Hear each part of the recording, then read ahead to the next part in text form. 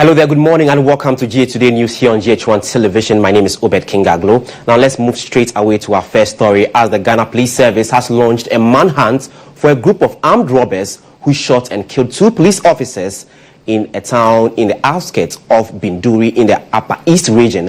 According to a statement issued by the Director of the Public Affairs, Assistant Commissioner of Police, Grace Ansakrofi, the incident occurred earlier yesterday and officers who were in plain clothes were said to be traveling on a private motorbike from Bongo to Binduri when they were ambushed by the robbers. The attackers reportedly took away the motorbike after shooting the officers. The identities of the deceased officers are currently being withheld as authorities work to inform the families in line with traditional and customary practices.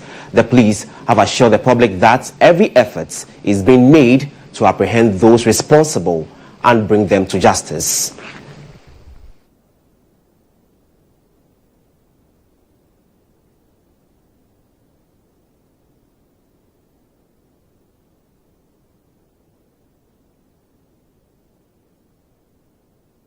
Meanwhile, the Inspector General of Police, GHOne, has vowed to rebuild the broken trust between law enforcement agencies and the people of the Kosok traditional area. With a message of accountability, neutrality, and community collaboration, the IGP is not just assessing the situation on the ground. Since Thursday last week, the IGP has been in the Kosok traditional area following the recent unrest and shooting incident in the area. Amid deep-seated tensions and a tragic wave of violence in Boko, the IGP, GHOne, is leading a high-level hands-on security engagement tour across the conflict zone. We want justice for them. And if that is done, there will be peace. And there are videos to the effect, the one who shot. It was not done in a city, it was in an open place. We are calling on the IGP to set its eagle eye on the police commanders from the highest hierarchy, the region, the division, municipality. It is our firm belief that new, competent, and community-oriented officers will help rebuild trust, enhance operational effectiveness. The IGP is on a determined mission to restore peace and rebuild public confidence in Boko.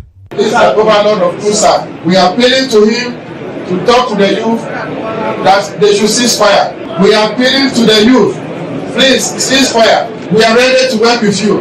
Please don't take any anger towards your security. Ghana's police chief, GHOne, engages victims, community leaders, and officers in Boko, reaffirming a renewed commitment to justice, impartiality, and lasting peace in the Upper East conflict zone. In a powerful moment, the IGP paid a courtesy call on the overlord of Boko, Zugwan Naba Azigri Abugagro Azuka II, where he expressed regrets over the recent loss of life and called for unity between the youth and security services. If we live here, there's nobody they can bring from anywhere to come and provide security. We are the people to work with you. And as a result of doing this work, 1 or 2 people will commit some mistakes. So let us make sure that we correct those mistakes so that we continue to work together. Following the recent violent clashes that claimed lives and deepened mistrust, the IGP has taken his team of senior operations, investigations, and intelligence officers on a multi-stop working visit across the region.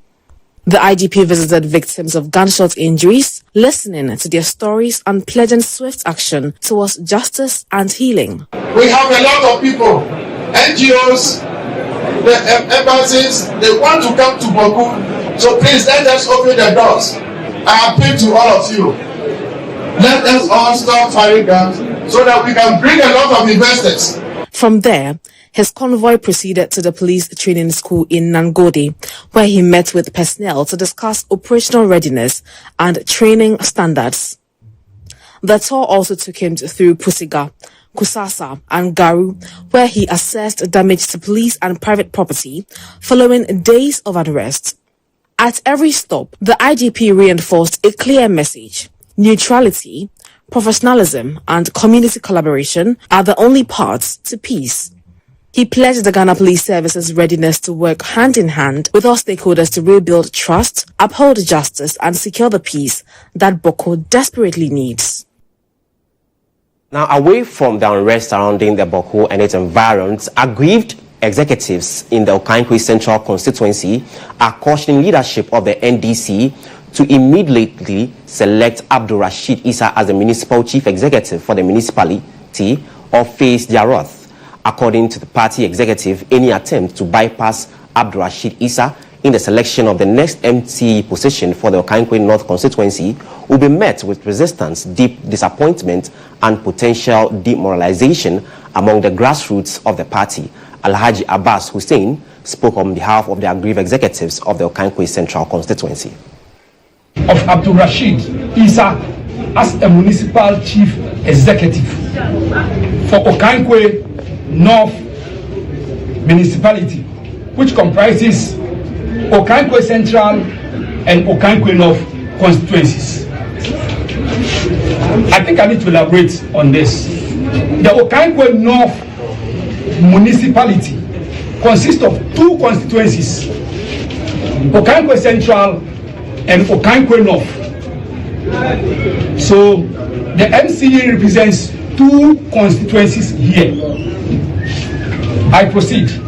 Your Excellency, we did not make this request lightly. The NDC in Okankwe Central stands at a crossroads, and the decision as to who leads the municipality will either consolidate our growing political strength or risk undermining years of grassroots work, unity building, and community investment. Abdul Rashid is not just the right man for the job. He's not just the right man for the job. He is a two-term parliamentary candidate for Okankwe Central. Sure. He is the only man with the credibility. Now, away from the MC nomination and its matters, let's move to illegal mining issues. As 7 illegal miners have been arrested and dozens of mining equipment, including excavators and pump-action guns, have been seized in the eastern region. This follows a major joint security operations in the region after Regional Minister Rita Akosia Ajay-Awate declared an all-out battle against illegal mining to secure forest reserves and water bodies. GHOne News' Eastern Regional Correspondent GHOne has more.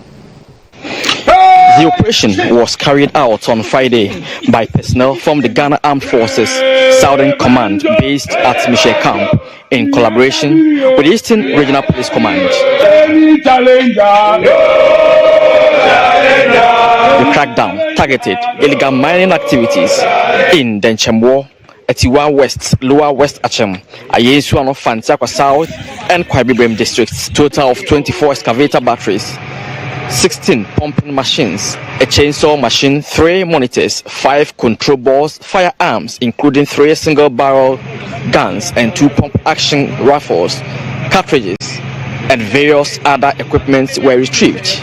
Authorities also confiscated a cash sum of 3,000 Ghana cedis. The past days, we have been coming around the eastern region with our military and our police to make sure the auction by the president, the mandate by the president is obeyed.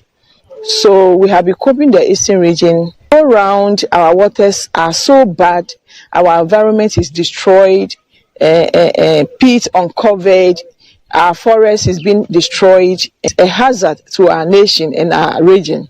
So for the few days, our men have been on the ground, and here you are with several excavators that have been seized from them. Eastern Regional Minister Rita Akosia Ajay-Awate emphasized the government's unwavering commitment to ending illegal mining under the leadership of John Dramani Mahama. Is that we need the water clean to drink. For the past days, we have been to our service providers, especially waterworks, and it is the problem that our area is facing because our waters are not being cleared because of what illegal mining is doing to our waters. We are telling the people of the East that the men are on the ground. They are not leaving. They are not leaving anytime soon until we stop the illegal mining. Until the environment is cleared, our people are on the ground. She assured the public that the seized equipment will not be retained or mysteriously go missing. The suspects are currently in custody and are expected to be arraigned before court on Monday. Reporting for GHOne TV and Star FM, Kojo Answer, Eastern Region. Kill them all. I wanna kill somebody. I wanna kill somebody. Show them no mercy. Only one body. And this will wrap up this morning's bulletin. Grateful for your time. My name is Obed Gaglo. For more news, log on to starfm.com.gh. Have a blessed week.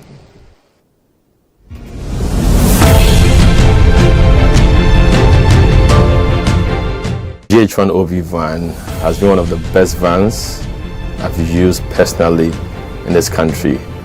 It runs a system where we are able to run on Dante to be able to do our broadcast mixed well also from this van. I've used this OB van for quite a number of big productions, i.e. 3 music awards, the late President Rollis' state funeral, Emmys Africa Awards, and a number of them. My experience with the GHOne van has been the state of the art equipment they have. Personal experience is you can use it for both indoor and outdoor, all events, conferencing, like anything you need a van to work for you, GHOne provides it. My experience with the van has been very good. Why? Because it has a number of facilities that I may not get in other vans.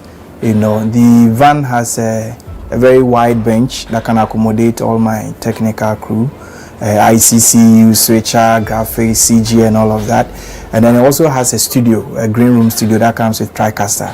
So if you want somebody to do commentary on a live event, you can put that presenter who's in that studio as well and get that running. To give an experience to our audience, we're also watching on TVs and online.